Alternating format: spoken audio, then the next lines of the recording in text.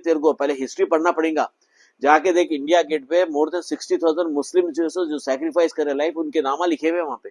विजय शाह, तुम अमित शाह के रिश्तेदार तो नहीं है जो उसको जो सो आप वो करना चाह रहे हैं, अपने आप को शील्ड करना चाह रहे हैं। बहुत गलत बात है। अक्ल होना चाहिए, बोलने से पहले क्या बोल रहे हैं, क्या है, मुंह जबान को लगाम होना चाहिए, वरना वो सुमोटो तो हुआ, केस भी बुक हुआ तुम्हारे पे। कुछ शब्द गलत निकल गए, जिसके कारण आज मैं खुद शर्मिंदा हूं और पूरे समाज से और समुदाय से माफी मांगता हूं।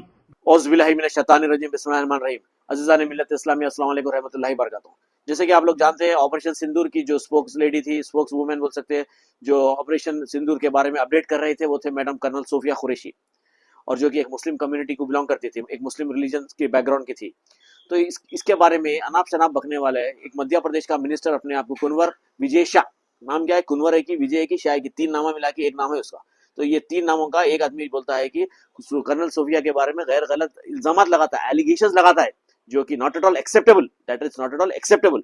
मुसलमानों के जो सैक्रिफाइसेस थे इंडिपेंडेंस से लेके अभी तक के, तेरे को पहले हिस्ट्री पढ़ना पड़ेगा। जाके देख इंडिया गेट पे मोर देन 60,000 मुस्लिम जो सैक्रिफाइस करे लाइफ, उनके नामा लिखे हुए वहां पे। 90,000 में 60,000 तो मुसलमानों का पार्टिसिपेट करे सो है।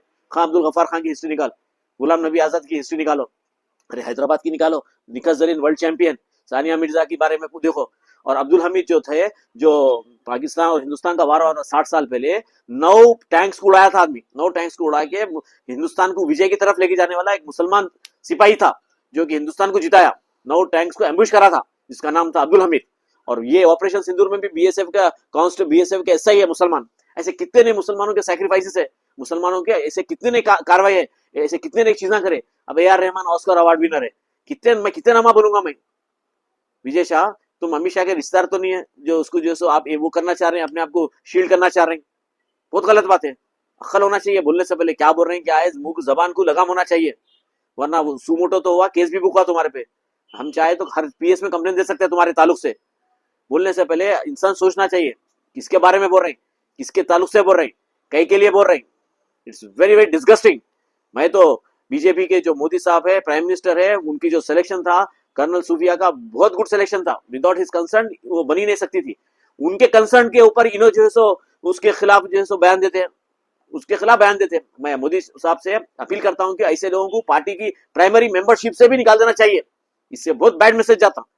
कर्नल सूफिया जो है सो एक डेडिकेटेड मुस्लिम है, एक पेट्रियोटिक मुस्लिम है, और हिंदुस्तान का एक मुसलमान को बता दो जो हिंदुस्तान के खिलाफ काम करा सो। पूरे हिंदुस्तान के मुसलमान पेट्रियोटिक मुसलमान रहते। मुसलमान हिंदुस्तान के कभी बागी नहीं हो सकते, कभी टेररिस्ट नहीं हो सकते। ये जो भी है बाहर के लोग आके करते सो है, यहाँ के कोई नहीं रहते। एक बता दो आप मेरे को, एक बताओ कि हिंदुस्तान का आदमी टेररिस्ट था, बल्कि ये सब बाहर के जो सो आके करते थे। तो मैं फिर से अपील करता हूँ मोदी साहब से, ऐसे शाह को निकाल के एक अच्छे से आदमी को उसकी जगह दिया जाए। खुदाफिज।